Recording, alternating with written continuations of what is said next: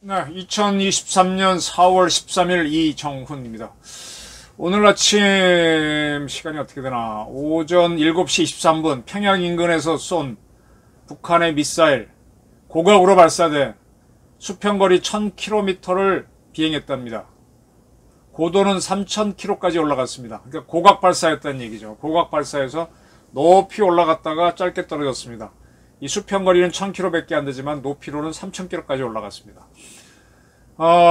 지난 4월 2일 북한이 열병식에서 공개한 고체연료 ICBM 시험 발사한 거 아니냐, 이런 해석들을 하고 있습니다.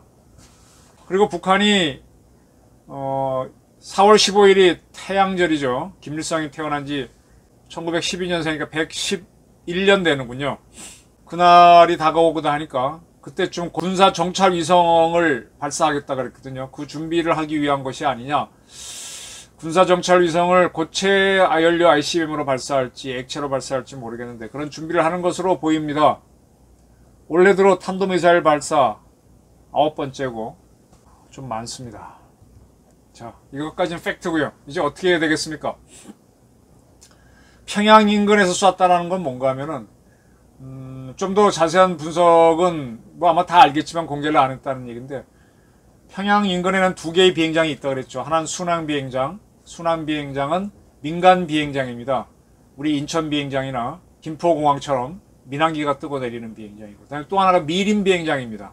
거기는 공군기가 뜨고 내리는 비행장이죠. 우리도 서울 인근에 성남 비행장은 군용 공군 비행장입니다. 거기서 대통령 전용기가 뜨고 내리고 북한을 감시하는 정찰기가 뜨고 내립니다. 아마 이번에 보통 보게 되면 얘네들이 순환 비행장에서 많이 쐈어요. 순환 비행장에서 쏘는 이유는 민간 비행장이니까 자기네가 쏘려고 하는 거를 미국이나 우리가 알고 선제 타격했을 경우에 민간 시설을 때리게 해야만 비난할 수가 있죠. 군용시설에서 쏜다 그러면은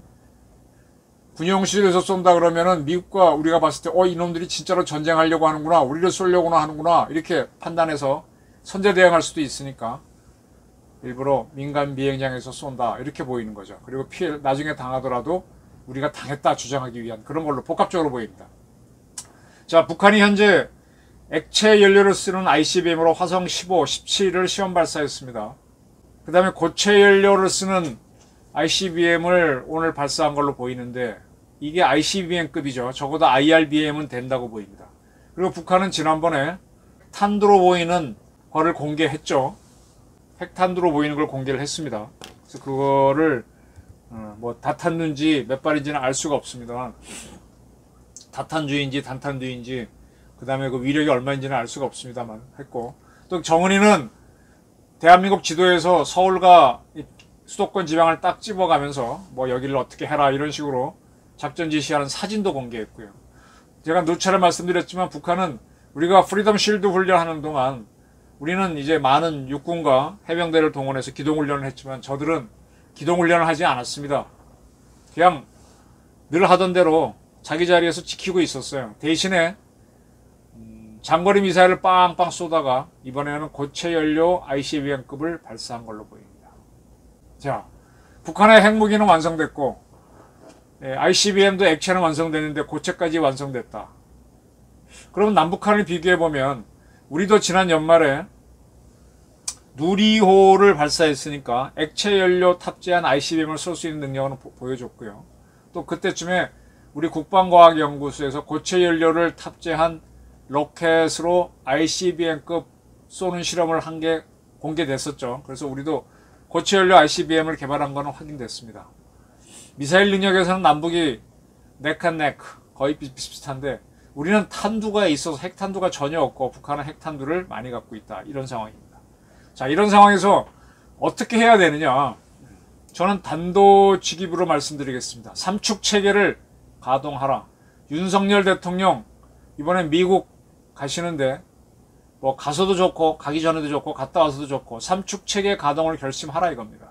뭐냐, 우리 삼축 체계는 먼저 킬체인을 가동해서 북한의 미사일 발사 조짐을 보이면 때리고, 살아서 올라오는 게 있으면 KAMD로 막고, 그 다음에 KMPR로 북한 전역을 타격하는 겁니다. 이 세 가지를 가동하는 수밖에 없다라는 게 저희 판단입니다. 물론 왜 전쟁을 일으키느냐, 네, 그런 비난이 있을 거라든지 지적이 있다는 건 잘 알고 있습니다. 그러나 지금 상태에서는 방법이 없습니다. 우선 간단하게 말씀드릴게요. 1993년, 지금부터 30년 전입니다. 북한이 서울 불바다를 만들겠다라고 하면서 NPT를 탈퇴하면서 북핵 위기를 일으켰습니다. 그때 미국이 북한을 폭격하겠다 그랬습니다. 클린턴 대통령이 북폭을 하겠다 그랬습니다. 근데 그때까지만 해도 북한 비난에 열을 올리던 김영삼 대통령이 획 까닥 해가지고 북한을 때리면은 한반도가 전쟁에 휩싸인다, 안 된다 라고 하면서 결사반대해서 북폭이 실현되지 못하죠. 그렇게 되니까 남는 건 뭡니까? 대화니까. 대화가 뭡니까? 미국과 북한이 대화하는 건데 그때 갈루치가 나오고 이북에서 강숙주가 나와서 강갈회담이 열려가지고 결론적으로 북한이 핵 개발을 중단하고 미국은 원자력 발전소를 지어준다. 지어줄 때까지 매년 50만 톤의 중유를 이북에 제공한다. 네. 북한은 그걸 다 받아먹고 핵 개발을 또 합니다. 플루토늄으로 핵 개발을 하고 우라늄탄으로 핵 개발을 합니다. 지금까지 이런 위기를 만들었습니다. 30년 전 미국이 북한이 핵 개발을 할 때 대응하는 방법이 북폭밖에 없었습니다. 사실은 지금도 마찬가지입니다.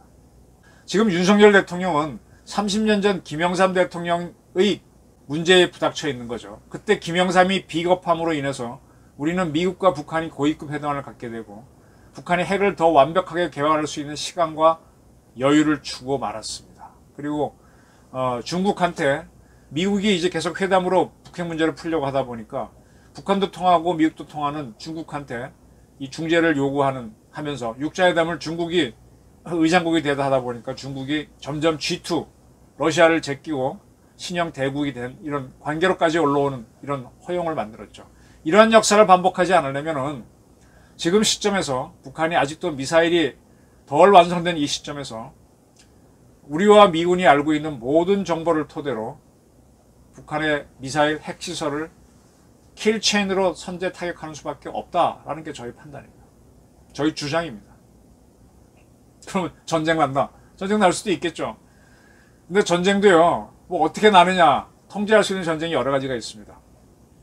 우리가 북한을 때리면은 미림 비행장 또 어디 평양에 어디 전쟁 지휘부 일시에 다 때리면 북한이 할 수 있는 거는 전방지역에서 포를 쏘는 거, 그것도 이제 우리 군이 바로 대형 사격에 들어갈 테니까 우리가 뭐 동시 사격을 할 테니까 어려울 거고, 북한이 미사일을 쏘면은 KAMD나 미국의 MD로 막아버리고, 그리고 KMPR로 하게 되면 북한도 전쟁을 생각보다 쉽지 않습니다.